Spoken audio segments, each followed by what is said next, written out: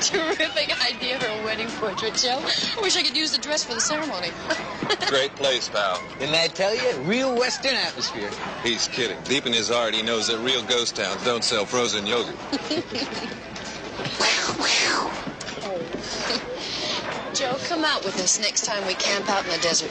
I think you'll like it. You gotta be kidding. No. All those bugs and curly things? Forget it. Oh, wow.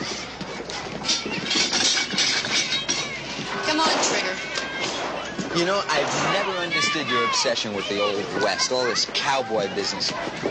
Well, I'm from Burbank. Sam, I'm from Burbank. How come I turn out to be James Cagney and you ended up the Cisco Kid? You expect a joke, but I'll give you a serious answer. I think it has something to do with going back to a time when you could tell the good guys from the bad guys. And when you counted on tomorrow being better than today. Oh. Don't believe a word of it. He thinks Western shirts makes his shoulders look bigger. Oh, yeah? Who? Oh, will you cut that? Hey, here comes the bus! Get out!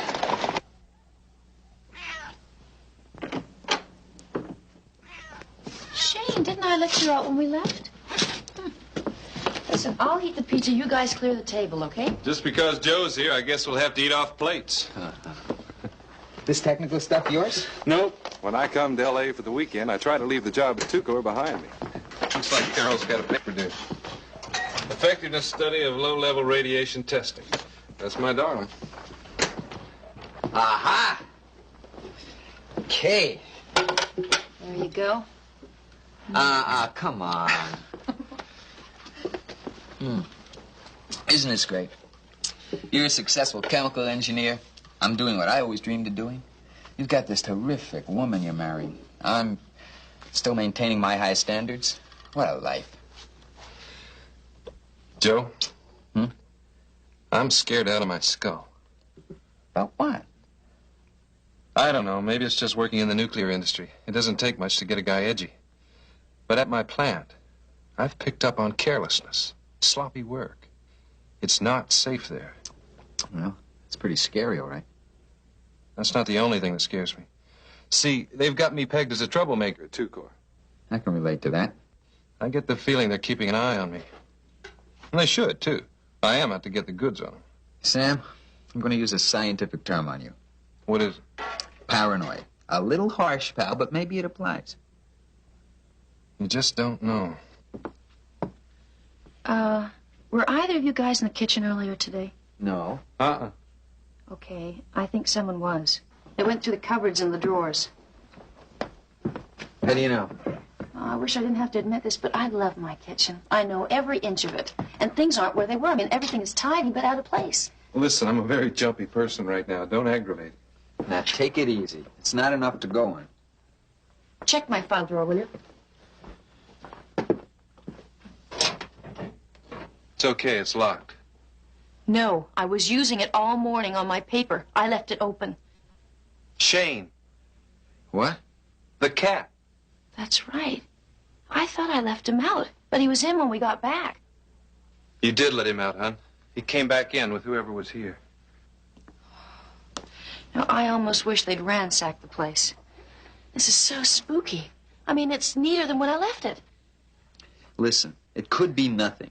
Could be just a burglary. Don't they take things in a burglary? Oh, wow.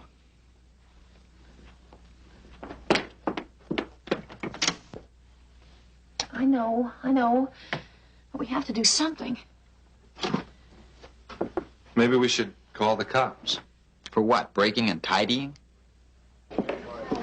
I'm talking about a chemical plant where radioactive liquids are leaking out of pipes and buckets are put down to keep the stuff off the floor. Open buckets. You got pictures of that? No, but I saw it. Do you realize how toxic that stuff is? A particle of plutonium the size of a speck of dust can cause lung cancer if you inhale it. Tell them about the boots. What's that? The crew has issued work clothes, which they're supposed to keep at the plant so they don't contaminate anything when they leave. Right. Well, part of the uniform is boots. And as a precaution, they mixed up some indelible yellow paint and painted the toes of the boots before they handed them out. So the guards will know if they try to wear the boots home. Well, is that kind of precaution common in the nuclear industry? It's good they're cautious. I'm saying they're not cautious enough. You see, the crew really likes those boots. and they're a hassle to change. So they fooled around with some solvent and took the yellow paint off. Oh, Those boots are tracking stuff all over the town. like radiation. Sometimes. See, you set up safeguards, but somehow there always seems to be a way around them. You've heard about Murphy's Law. Anything that can go wrong will? That's it. Well, Murphy's Law is kind of the watchword for the nuclear industry, too. But even with so much caution, incidents happen all the time. Listen, Sam, I can tell you know what you're talking about. Still, you seem kind of hostile toward your industry. No, I'm not. Just the abuses. Lou, ever since they had me read Our Buddy the Atom in 4th grade, I've been studying nuclear power. I'm committed to it. But then why? Because if we don't do it 100% right, it's not going to be worth it. I'm an optimist. I think if we can figure out how to split the atom, we can also figure out how to protect ourselves from it. What about the government? Going to them for help? Sure, I have. But the only person who'll answer my phone calls is Bob Phelps, a congressman from a district around here. If the Trib is interested, I'd sure like you guys to have it. Maybe if it's in the press, we can get some action. Are we interested, Lou? We have some evidence we are. You mean like company records? Yeah, records, inter-office memos, photographs. Something tangible for the charges we're going to make. You think you can try to get that for us? You bet. How much time have I got? Take all the time you need. I have a feeling this is one story that isn't going to go away. I didn't even get to tell him most of it. Joe's editor just said, get going. He wants evidence. Maybe now we'll get somewhere. Vitamin C? Yeah, right. I hate leaving you here alone. Don't worry about me. Whoever broke in is going to be following you all the way back to Las Tunas. Yeah, right. Me and my shadow. Maybe we'll finally get to the point where we can carpool. Very funny. Well, it is a terrible waste of gas. As a member of the energy industry, I kind of feel an obligation. This is not a million laughs, son. What happens when the story breaks? You're going to get fired, you know. I didn't even think of it before. Of course, with my background and all, the years of study, it shouldn't be too hard to find something. Gunslinger. Cattle rustler. What the heck? Robber baron. You'll love me in mutton chops. I'll even love you if you decide against taking on that entire company on your own. Not a chance. This is going to be good. Sam, don't go. Man's got to do what he's got to do. Carol, don't worry.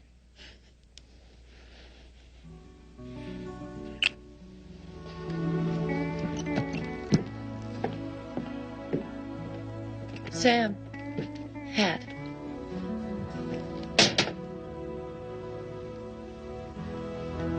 So long, man.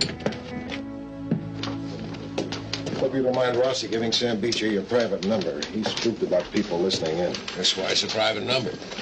Hey, listen, are you sure about this fella's credentials? I mean, I don't want us being shills, you know, for the anti-nuclear people. As far as I can tell, the kid's really committed to nuclear energy. He's just interested in safe conditions where he works. Am I late? No, nothing yet. A stupid librarian couldn't find a file on plutonium. Turns out he had it under platinum. Charles Hume. Hello, Mr. Hume. This is Sam Beecher. Is Joe Rossi there? Yeah, Mr. Beecher. Listen, I'm going to put you on conference call. Both Lou Grant and Rossi are here. You're on. Hi, Sam. What you got? Hey, Joe. Listen, this is bigger than I thought. Can you come out here to see me? Las Tunas? Sure. No. I'm in a little town called Juanita. It's just inside the California state line. I'm staying at the Juanita Motel on Highway 9. How soon can you make it? 7 tonight? Swell. Hey, Carol is going to come up for the weekend. Can she come along with you? Sure, I'll swing by and pick her up. Thanks. Lou, you still there? Yeah, Sam, what is it? I've got what you asked for. Records, photographs, the works. Terrific. Now relax, Rossi's on his way. Well, that's what I intend to do. As soon as I settle in, I'm going to buy myself a beer and send the Trib the bill. We'll even cover you for a pickled egg. Okay. See you at 7, Joe. Right, pal. Sounds promising. Here we go.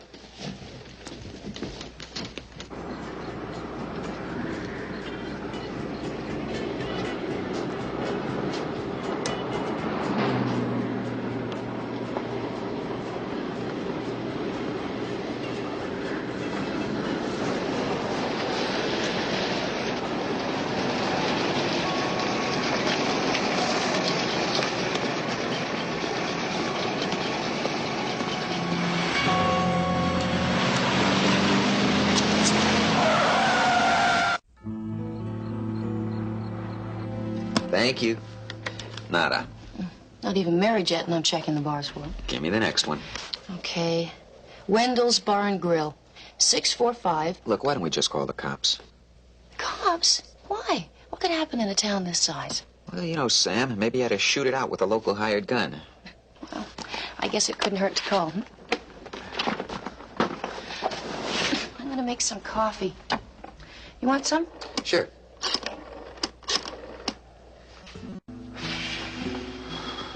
Hello, officer. My name's Joe Rossi. Look, we've been waiting for a friend, and he's very late, and we thought maybe you could tell us if there had been any accidents or anything in the past few hours. If he's in the drunk tank, I don't want to know. Well, if I give you his name, would you confirm it? Sam Beecher. He's from Las Tunas. What kind of accident? Okay. Right away. I hope they didn't give him any medication. Where is he? Sam's allergic to penicillin, you know, and he never wears that little ID bracelet I gave him.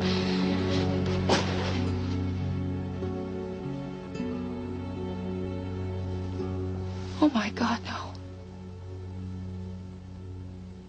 What do you mean you're not going to hold the guy? He killed my best friend. Did you people test him? Did you bother to find out if he'd been drinking? Yes, we did. He hadn't. But according to some people in the bar, Mr. Beecher had. Now, I'm not saying he was intoxicated, but it's quite possible his reflexes were slowed by alcohol. I can't believe this. You're talking like you had it coming. Mr. Rossi, I'm sorry. I wish it hadn't happened. But the facts are that Mr. Rindell was driving within the prescribed speed limits. He had not been drinking. Now, your friend had. He crossed the street in the middle of the block. Now, from our point of view, it was an accident. We don't intend to charge a driver. What if it wasn't an accident? What do you mean by that? This man was bringing me some information, all right? Some very damaging information. This wasn't just some local Yahoo jaywalking. Mr. Rindell was just passing through town on his way from Ohio to L.A. Where in Ohio? Sandusky. Sandusky. Joe, just let it be. I want Sheriff Turner to be aware he may have a murderer in custody. Is that the man? Yes, ma'am. Excuse me. Mr. Rindell, I don't think we'll need you anymore tonight. Officer Griffin will take you to a motel. You rest up for a few days. Did the doctor give you something to help you sleep? Yes, sir. I hope they work. I just called my wife. She's coming out from Los Angeles to get me. I was supposed to meet her there. I don't think I'll ever drive again. I think.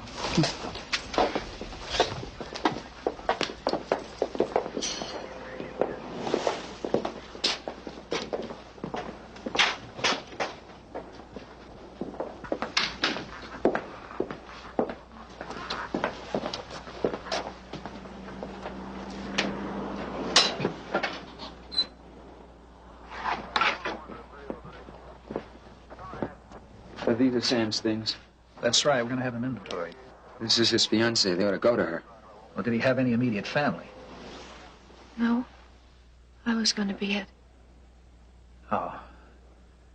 Well, listen, if you'd like to go through these things, it's all right, but I can't let you take anything just yet. Thanks.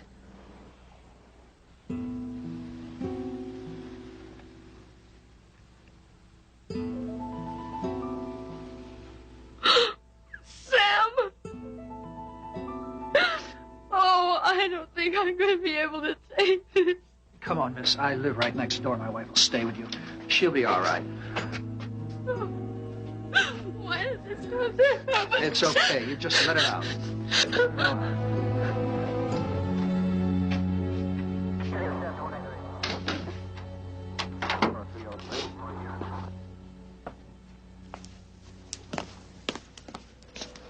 Excuse me. Yes. I'm a reporter for the Los Angeles Tribune. Can I ask a few questions? I'm a friend of the deceased. What can I do for you? Were there any papers or anything at the scene when you got there? A long white business envelope? Yeah, could be. Sure, I remember picking it up.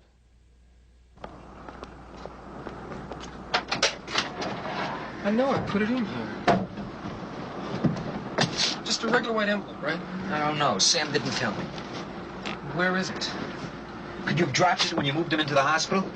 Who knows? We're going to hurt trying to save a guy's life. I know I put it in here. Well, it's gone now. Rossi, I'm not pulling you off for good, but you're not in any shape to be working. No way, Lou. I've got to find those papers. Let me send someone down to work on it for the next few days. If you do that, Lou, I'll quit. So help me. I'll do this work freelance if I have to. I mean it, Lou. Please. Okay. At least we can help you on this end. What do you need? Can somebody do some checking on the guy who hit Sam? His name's Howard Rindell. Rindell. Ohio license number YL38B6. Says he's from Sandusky. First thing in the morning. What else? Nothing tonight. Lou? Yeah. I feel like I've got a hole in my chest, about 12 inches around. Oh, Joe. I know. I'm sorry. Get some sleep. Thank you, Lou. I will. Okay. Good night.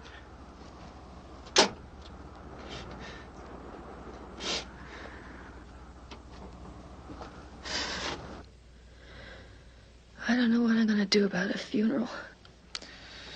Yeah. You know, he used to tell me that he wanted to lie on the crest of a hill under a Joshua tree. How am I going to do that? His folks are buried in Glendale.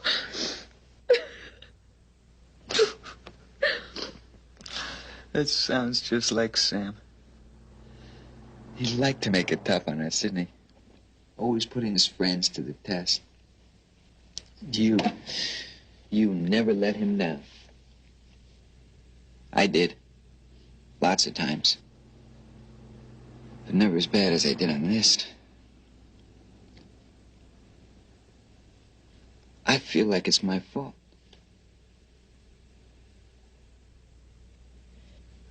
I brought him into my editor. We sent him back there.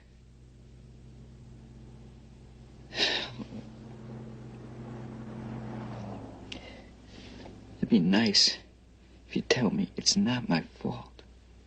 Of course it's not. You know, if it had been any other time, Sam would have taken the story somewhere else. Joe, you were a good friend to him. Oh, what am I doing? No, that's good. Don't fight it. You gotta get some sleep. Yeah. Come on.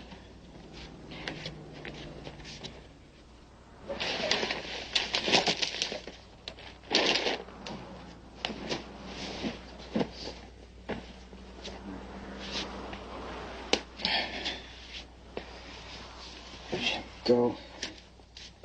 And the other. All right.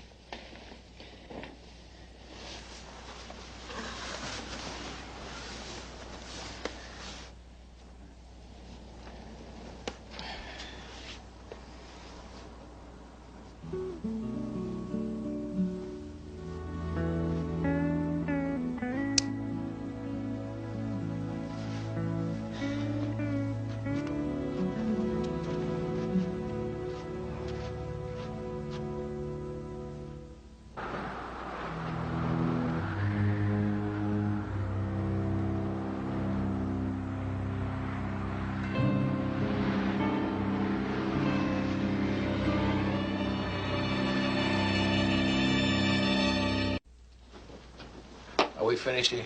Yep. Okey doke, that's it. Charlie, I'd like clarification on something. Sure. The story I hear Lou's doing on nuclear safety? What about it? Well, the plant you're investigating is... Tucor. Well, it's out of state, isn't it? And I hear you've got Rossi assigned to it? Looks to me like a national story. Las Tunas is hardly within the greater Los Angeles metropolitan area. And giving you the benefit of the doubt, Lou, it looks like you're on my turf. Listen, this started out as a very low percentage story. Rossi dug up the source, and I let him take a chance on it. We had no idea it was going to break into something this big. Oh, now that it has, I think my man should take over. He's been covering the Nuclear Regulatory Commission. He knows the background. And he's the one to run with it. No, he's not. We developed the story. We're doing the story. Come on, Lou. There's no reason for this to be a Metro story. Hey, a week ago I couldn't have given you this idea gift-wrapped. Now Rossi's source is dead. There's a possibility it's murder, and suddenly you're talking about your turf. I'll tell you something, Jim. I sent Sam Beecher into a dangerous situation. Today he's lying in the morgue in some godforsaken desert town, and I'm feeling very responsible. I'd like to see somebody try to take that story away from me. That clarify things for you, Jim?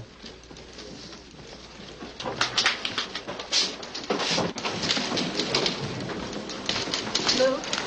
Yeah? I'm waiting for a call back on that guy Rendell. Should know something about him in a few minutes. And I talked to Congressman Phelps. Did he sound interested? He's so interested he's in your office.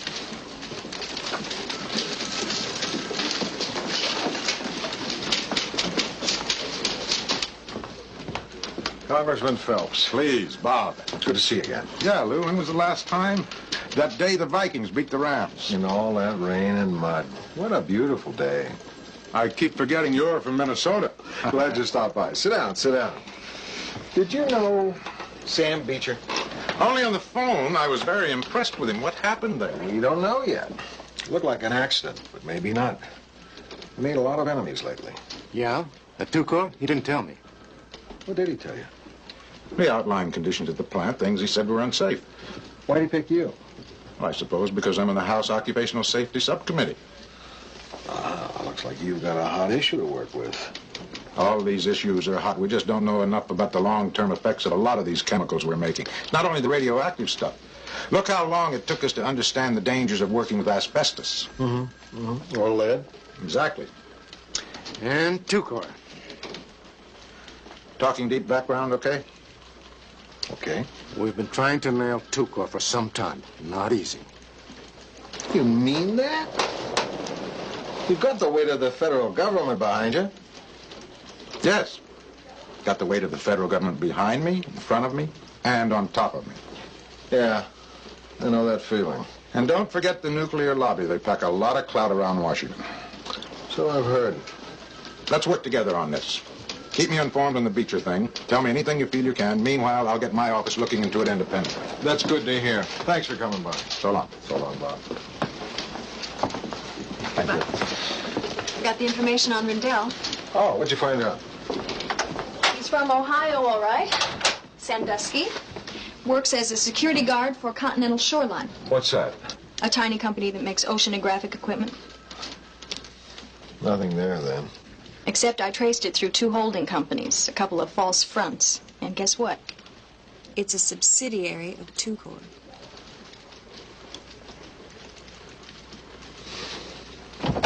Hi. We're still being watched. I saw the guy again just now. Forget about getting corned beef in this town. You're getting ham and cheese on white. Thanks, I'll take anything. Oh, someone's heading our way. He's coming to the door. What's he look like? Big, weird looking. What'll we do? If he wants a confrontation, I'll give him one. Keep out of the way. Hi, Rossi.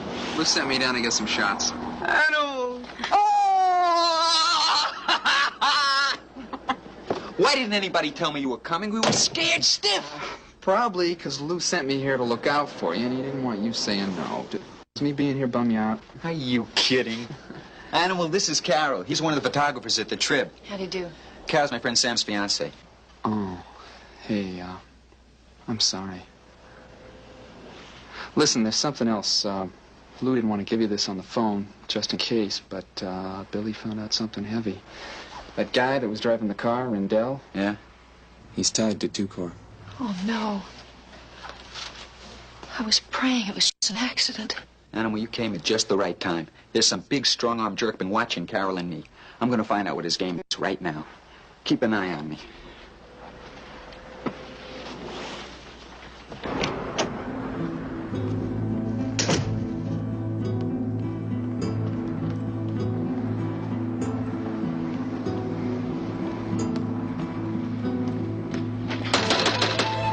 Whoever it is you're talking to, I'm getting sick and tired of this harassment. I'll have to call you back. Something just came up. Did you hear me? Yeah, you know, it's all right. I'm okay. I'll call you back later. Listen, Buster, you're not calling anybody for a while. You must think the press is pretty gutless trying to scare us off this way. I figured you was a reporter. Well, you figured right, and I'll tell you something else. I don't care what you try or how frightened I am, you're not getting me off this story. No, listen. I work for Tuco. I thought so. Who are you talking to just now? My wife. Your wife? Yeah, she's worried about me because I want to help you. Well, you have a funny way of doing it. I'm scared to death here. Why will you hang around? Why didn't you just come up to me? Well, I wasn't sure about you. I wanted to make sure which side you're on. Who are you? No, there's no way I'm going to tell you that. I want to keep my job. Well, let's go someplace private. No, we may be watched. Come on. And don't ask me what my name is, because I'm not going to tell you. And if you happen to find out, I'm going to say I never spoke to you. Okay, what have you got for me? I've been working at Dupla, and ever since it was built 10 years ago. I was there when the accident happened. What accident? 6 years ago. That's what Sam was looking into.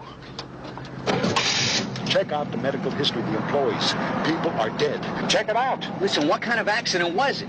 Check it out. You'll see.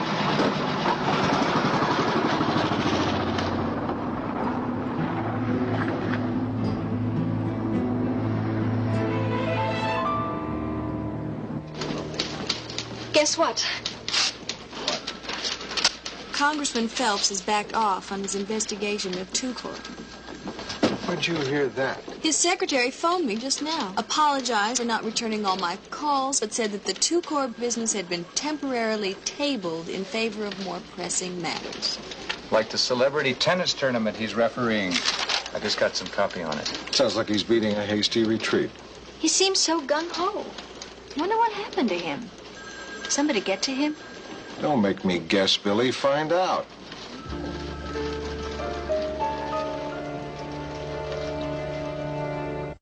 How come you stayed here in Las Tunas after your husband died? Tucor saved us, Mr. Rossi. We had 4 little kids. Heather was just a baby then. And after Alan died, we almost lost the house. That was back in August of '72, right? Yeah. Right at the hottest time of the year. Do you remember an accident at Tucor earlier that year? Oh, do I remember? I could give you the date. Alan said it was nothing to worry about.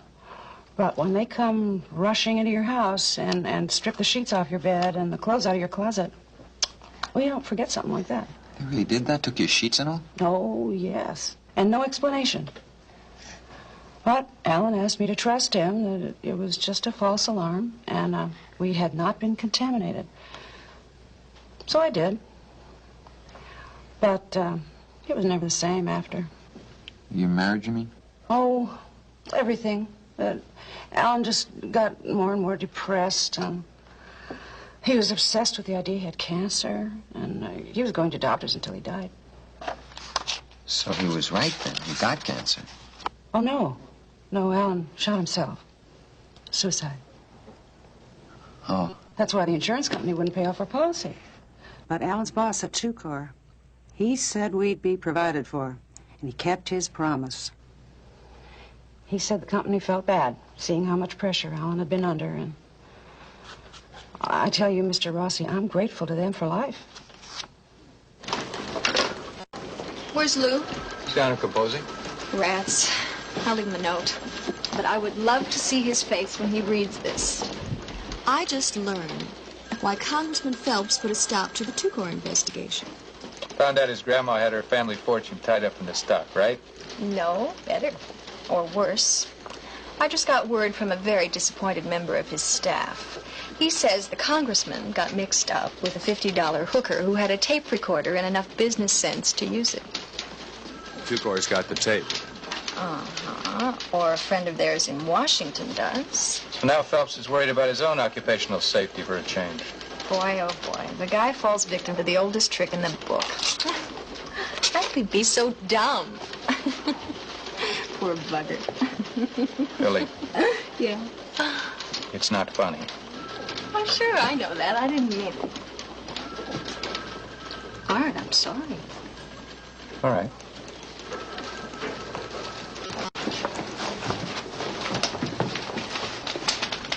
I'm sorry.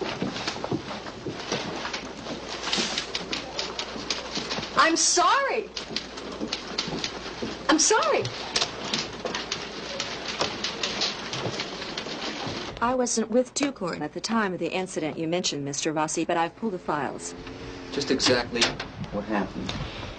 As I understand it, there was some leakage of radioactive materials and certain low-level contamination of some employees. But you must know that great pains were taken to ensure that the contamination spread no further. Isn't it true that 3 of your workers died of cancer after that accident? That's not statistically abnormal. Does it surprise you to learn that the people who work here are susceptible to the same diseases as everyone else? You know, one of these men had lung cancer. Heavy smoker. And one had cancer of the pancreas, the other cancer of the liver. Well, I'm afraid that's just not unusual. It would be if they were on the same crew when the accident happened. Perhaps. But we'll never be able to test your thesis. All of the workers rotate throughout the plant. How about injury to the temporary employees? Day workers?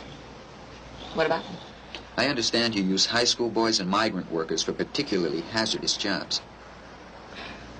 Well, I don't accept your choice of the words particularly hazardous, but yes, we do hire boys for a day or two, if they're 18. And they can be subject to a year's worth of radiation in a single day, right? Is that why you try to find new people? That's generally right. Generally right? Where specifically am I not right? I don't want to be inaccurate. No, you're not inaccurate. Okay. These day workers, these kids, how many of them were involved in the 72 accident? I don't have any idea. We don't keep a medical file on the day workers. So there's no way to know what happened to them? As a doctor, don't you find that disturbing? I'm sorry, Mr. Rossi. It's just typical of the way things are done around here. The bureaucratic mess in this place would depress a postal worker.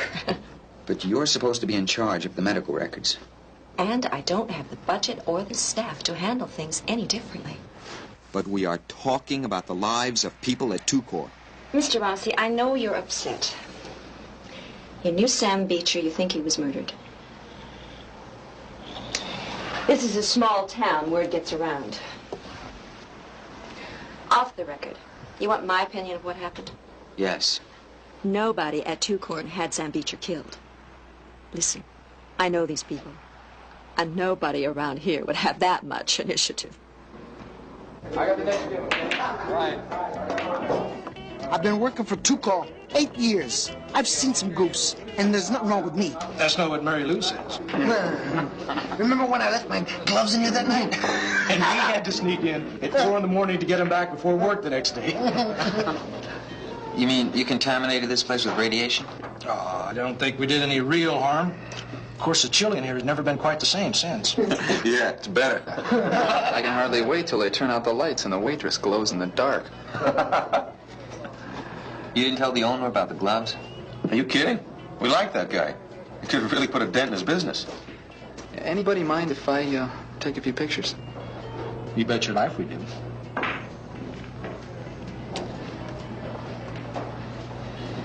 What about the accident back in 72? What about it? Here it was pretty bad, but nobody wants to talk about it. Why should we? You see, your average guy doesn't understand. He panics. We work around it every day. We know how to handle it. It doesn't bother us. But Tucor, doesn't your employer have a duty to see you guys have a safe place to work? You know what this place was like before Tucor came here? Just a pitiful little hellhole. When the interstate bypassed us, it looked like we were doomed. And suddenly this plant is built, and we got ourselves some action. Place to work, money to spend in bars like this one. And a pretty decent school system, thanks to the taxes that Tucor pays. I got kids to think of. Don't you worry about them getting contaminated over a long period of time? No. I worry about keeping them fed. You know what really gets me? Disloyalty. Bite in the hand that feeds you. What are you talking about? I'm talking about people trying to destroy a company from within. He's talking about Sam Beecher. If you ask me, we're better off without him. Sam was trying to help you. I say anybody who comes into town tries to shut this place down, to stop our paychecks, he's asking for trouble.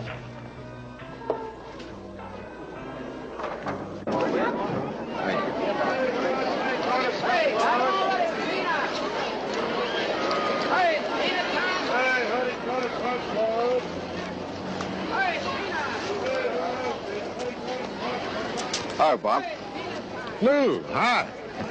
Some game, huh? Yeah, that's why we're both out here with 3 minutes left and a half. Don't you love a coach that goes into a stall after 10 minutes of play? Yeah. Billy says you've decided against investigating 2-Corps.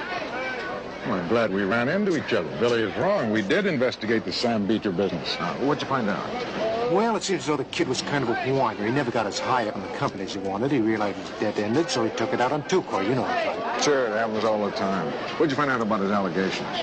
Safety problems? Yeah, you checked out his complaints anyway, didn't you? Lou, consider the source. Now, if we'd have heard from a grievance committee at the plant or something, that's another story. But one disgruntled employee? Especially one who's dead. That's out of line. No, it's not. I'll tell you, Bob, one of my reporters picked up on your problem with the strange bedfellow. Oh?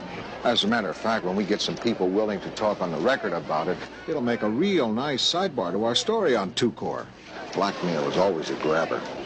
Listen, Lou, don't use a little blackmail of your own. It's a lot more complicated than that. I believe you. That's why you're getting all this lead time to think about your response to the charges before we run it. Enjoy the game.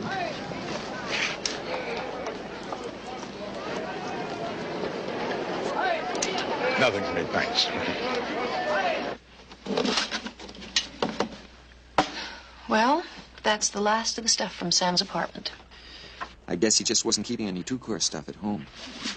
Either that or someone got to it before we did. Hey. What is this? Oh, it's a Geiger counter. Sam got it for high school graduation. Oh, I remember. I got this watch with a radium dial, and we played with both of them all day. 2 of us would go out in the desert, take it with us, looking for uranium. Later on, Sam used it to check himself out. How does it work? Well, one of these things here is a switch. Somewhere here. Yeah, here. I don't know if this thing's still working, but if it is, and there's anything radioactive around, you just flip the switch and... That can't be.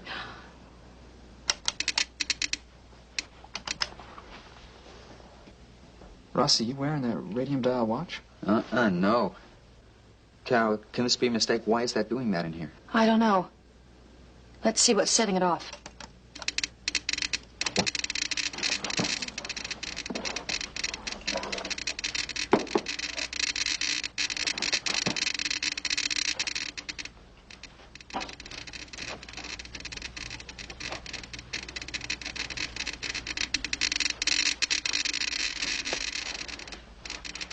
No.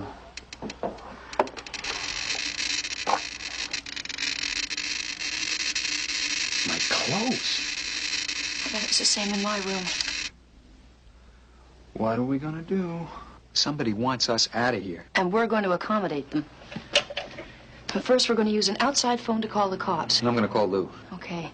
Tell them to warn a hospital in L.A. that 3 possible cases of radiation contamination are on their way in. All right. And don't touch anything. Shouldn't we go to a local hospital? After all this, let's just get out of here while we can. Don't touch it. Come here, bend down. Go ahead. Go ahead.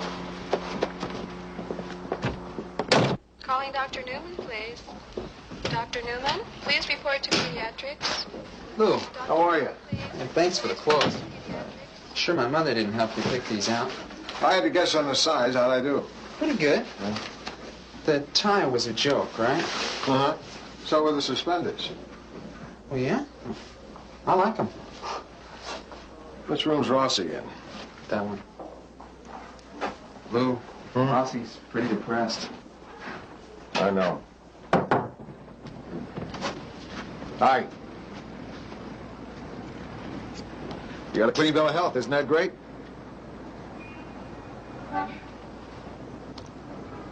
So what's the plan? Want me to drop you off at your place, or you want to go back to the paper? They chased us out of town, Lou. We're licked. No. Not entirely. The cops are looking into Sam's death. It's starting to look like the guy who was driving wasn't acting alone. Billy found out his wife opened a new bank account a week after the accident. They'll get him. Sure, he'll take the fall. Don't be so sure. Rendell probably thought manslaughter was the worst charge they could pin on him. If that becomes murder, he might decide to talk. But what about the story, Lou? We're back where we were the day Sam came to the office with accusations and no evidence. Hi, Lou. Hi. Thanks for the clothes. You got good taste. I raised 3 daughters. I'm going to go now, Joe. Try and get back into the old routine. These past few weeks have really... You know, you should try and do the same, hmm? Get back to the office, see some familiar faces.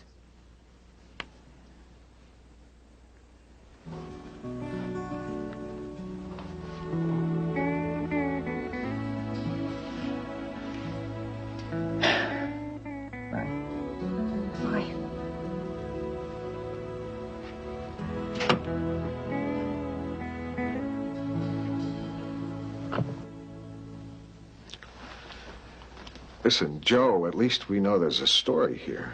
We just have to wait for something to break. What if it doesn't? I've seen it, Lou. The town that won't talk. People bought off. Harassment. People who'd risk their family's health rather than lose their jobs. We gotta tell that story. Not without substantiation. No. Come on. Let me take you back to work.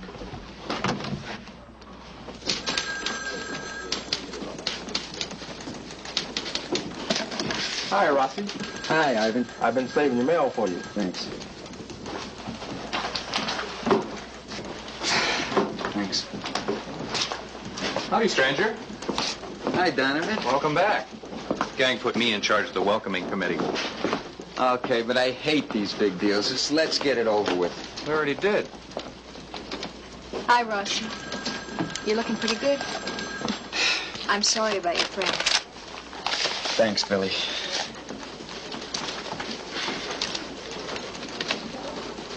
What is this? Huh? This is Sam's handwriting. Lou? Lou? It's postmarked the 18th. That was the day. I know. What is it? It's from Sam.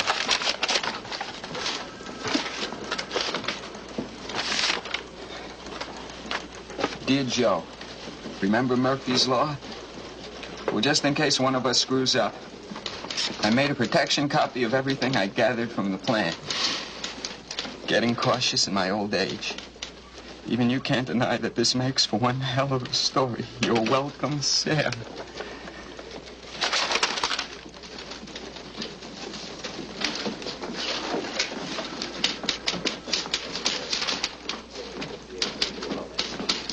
In 1972, the accidental leakage of highly radioactive materials at the Tucor Corporation's Las Tunas facility led to the exposure of hundreds of plant workers who received insufficient treatment and the subsequent death of 4 employees.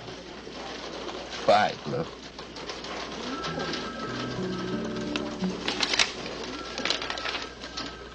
Write your story.